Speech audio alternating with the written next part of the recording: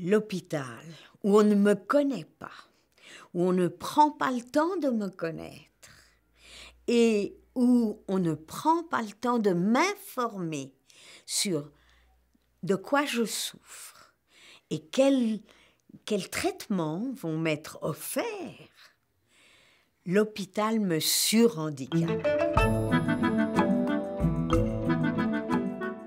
Quand je vais à l'hôpital avec l'annonce du handicap d'il y a 20 ans. Tous ceux qui ne parlent pas verbalement ou mal sont ressentis comme de grands arriérés, même quand ils ne le sont pas. La réalité du handicap, qui est d'une très grande diversité, quand elle est visible, est quelque chose qui déroute. Tout le monde a des réflexions sur le fait d'avoir été pris pour objet, un numéro de chambre ou une pathologie. On sait que chez les patients qui sont non communicants, une des manifestations de la douleur, ça peut être l'agitation ou l'agressivité. Elle a été attachée, probablement engueulée très fort, et les suites opératoires ont été terribles parce qu'elle était dans un état de terreur. Si on a créé des phobies, la confiance ne s'est pas créée. La cause de la maltraitance, elle n'est pas à situer dans la personne qui est là et qui est obligée de faire vite, etc., mais dans le système d'organisation des soins. Tous sont bien, tous veulent m'aider, mais je ne sais pas qui ils sont. Il existe quelques outils pour favoriser l'expression des personnes à l'hôpital et pour favoriser